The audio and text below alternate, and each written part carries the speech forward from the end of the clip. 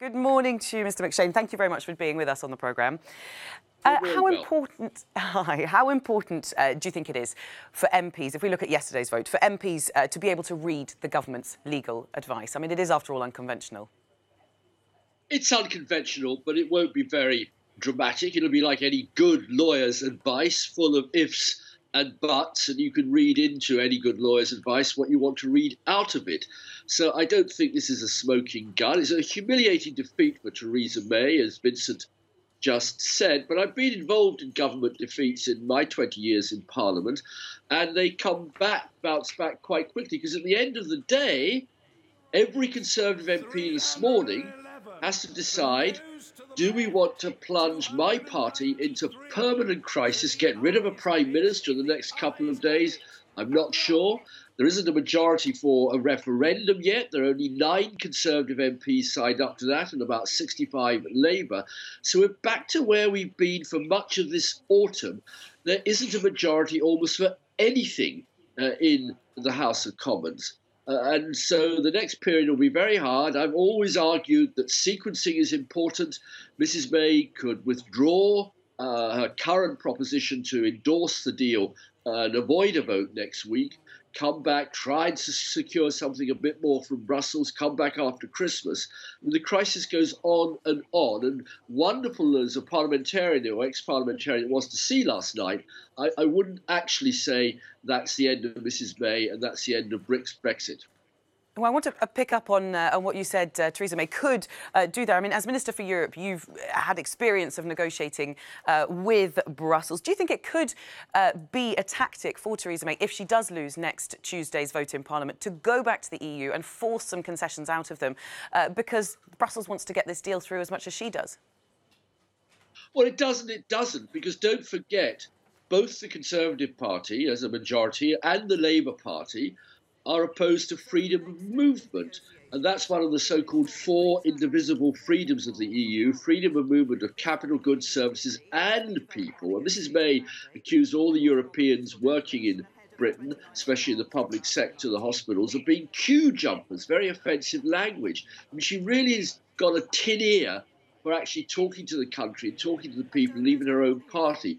So I don't think Brussels is going to alter its main position. It's up to Britain, up to the political leadership of Britain to make a decision.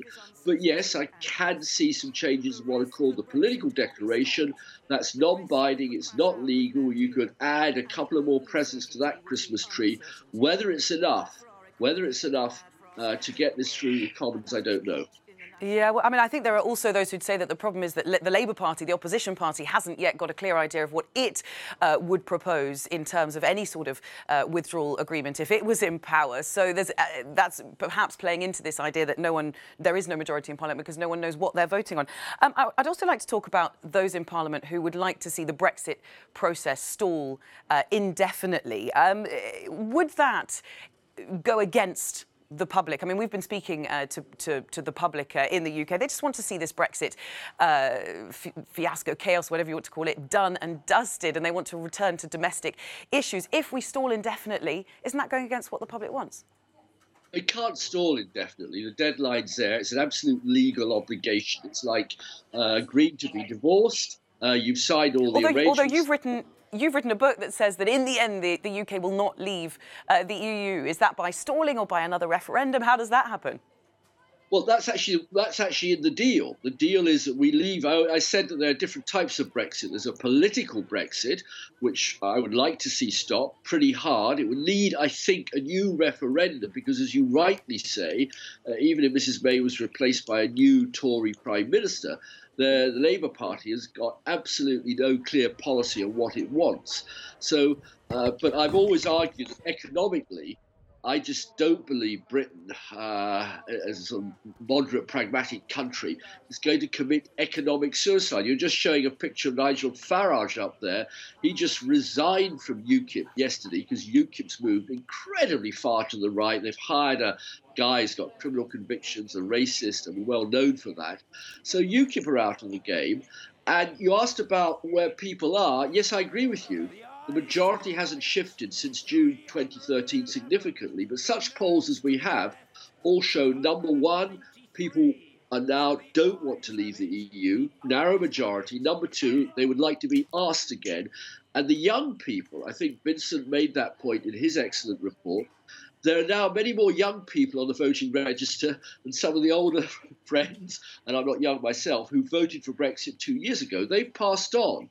So if there were to be a new consultation, like in Denmark or Ireland, when they rejected the EU in initial referendums, I think there'd probably be a majority. Annelise Borges has spent the night with a group in Lille in northern France. She joins me from there now. Good morning to you, Annelise.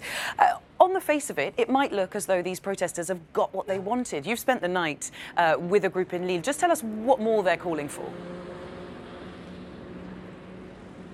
Well, it depends who you ask, Belle. Some people here in this protest told me that they don't even want to hear from the government of Emmanuel Macron anymore. They want the French president to resign, and they want a completely new administration to be instated in its place. While others say they don't want a moratorium. They don't want a temporary solution. They want for the government to drop its plans to install new taxes and to tax hikes in fuels, and they want concrete action with regards to the minimum salary. They want a significant raise in the minimum salary.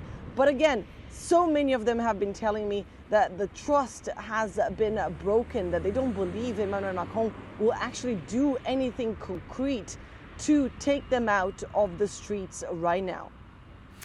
The picture we've had of France over the last couple of weeks has been deeply divided. Just how deep do these fractures run?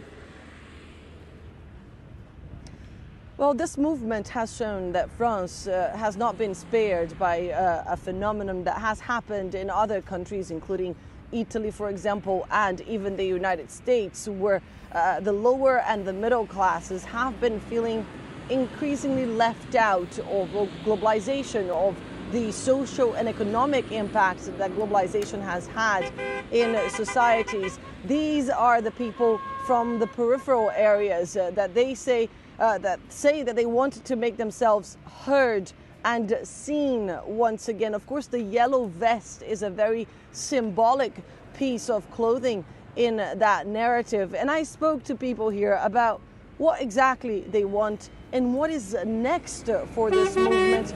Take a listen to what one protester had to say. Il représente le peuple et il y aura un parti, j'en suis persuadé. On est obligé d'écouter le peuple. Maintenant, il y en a marre que ce soit des énarques, des technocrates qui ne peuvent pas savoir en fait ce qu'on ressent, le peuple, qui se lève justement tôt, qui travaille difficilement, ou bien qui sont en situation de handicap et qu'on ne les aide pas, qu'on les laisse pour compte, il y en a assez. Maintenant, ce qu'il nous faut, c'est des représentants qui sont partis de notre parti, de notre en fait voilà situation. What is interesting, of course, is that Emmanuel Macron was supposed to be that alternative when the French president ran for office 2 years ago. During the campaign, he spoke a lot about breaking the traditional political scene here in France and offering a different kind of leadership. Well, that leadership doesn't seem to have included everyone, doesn't seem to have pleased everyone here in this country. I'm going to step aside and just give you an idea of where we are. So we are in the outskirts of the city of Lille, and right now you see this sit-in is not very busy. A lot of people went home. Some of them are sleeping in their cars around here. We are at a roundabout just by the side of the road. There are many commercial centers around here, and these people say that they're going to stay here, that they're not going anywhere. They're going to stay here and continue to demonstrate against an administration they say has forgotten all about them. Now we're going to take you to Ukraine, where shipments from the Azov Sea have resumed after Russia decided to partially unblock two critical Ukrainian ports. And as tensions remain high between the two countries, experts are worrying about the upcoming elections in Ukraine. Damon Embling reports. They'd found themselves at the heart of the tensions. The Ukrainian ports of Mariupol and Berdyansk on the Azov Sea, described as effectively having been under Russian blockade.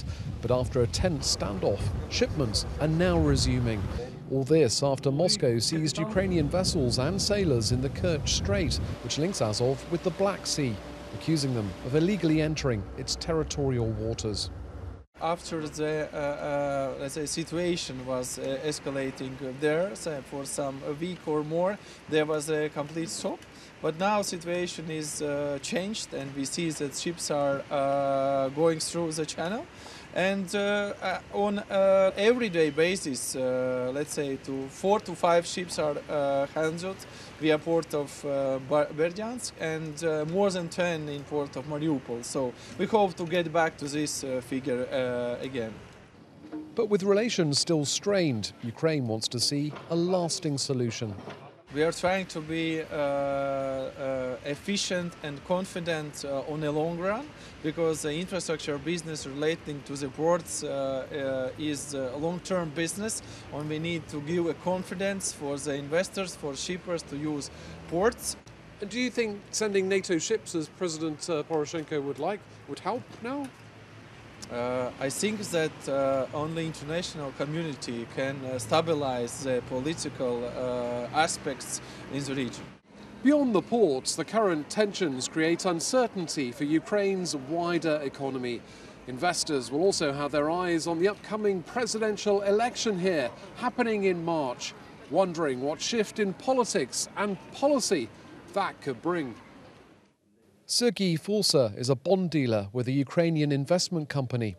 When we're now talking with foreign investors, they have big concerns with political situation. It's huge political risk because elections coming in a few months. But at the same time, political tensions and like war with Russia, all those tensions, it's not the biggest problem for investment climate in Ukraine, because the biggest problem is rule of law.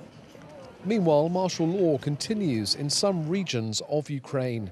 This as Europe and others look to find a political solution to the current crisis with Russia, one which risks pushing the two countries to a wider conflict. Damon Embling, Euronews, Kiev. Well, meanwhile, NATO has formally accused Russia of breaching a landmark Cold War-era nuclear missiles treaty. The move opens the door for the US to leave the pact if Russia does not comply.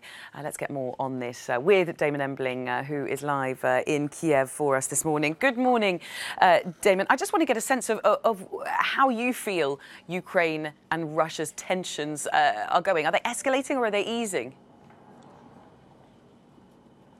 Well, Bal, it would be easy to think that with the resumption of these shipments in the Azov Sea, these two Ukrainian ports, that the tensions might now be easing. But of course, they're not, because this was the symptom of a much wider, a much deeper, a much more difficult relationship between Russia and Ukraine that sank to new depths when Russia annexed Crimea a few years ago. Clearly, the resumption of the shipments in the Azov Sea is a good thing for Ukraine. They say this is the right way forward. They want to see a full resumption coming up in the future, but the tensions persist. And this was very much an issue that came up at a NATO foreign ministers meeting yesterday, because you'll know that Ukraine's President Petro Poroshenko has been calling for NATO vessels to come to the Azov Sea, even though Ukraine is not a NATO member. And after that meeting yesterday in Brussels, Germany, for one, came out and said that it was looking for a political solution to the current crisis between Ukraine and Russia, and that it wanted to avoid a serious crisis. But clearly there are problems persisting, Bal, because army reservists are still being called up here in Ukraine. Martial law continues, and Petro Poroshenko still thinks that Russia is about to invade. How likely is it, do you think, that Russia will comply with NATO demands? Well, you're talking about this nuclear pact here, and US has given Russia a 60-day ultimatum to come clean over what it says was a violation of this nuclear pact. And it says that if it doesn't, this pact is in serious jeopardy. You know, the US is threatening to pull out. And again, this was something that came up at this NATO meeting yesterday. NATO members were pushing the US Secretary of State, Mike Pompeo, to push for diplomacy because they want to save this treaty. But clearly, Russia is at odds with what they're saying. They deny developing any missiles capable of carrying nuclear warheads and that could hit European cities at short notice. So while they're at odds, Bell, it looks like a solution is a long way off. And in the meanwhile, this nuclear pact hangs in the balance.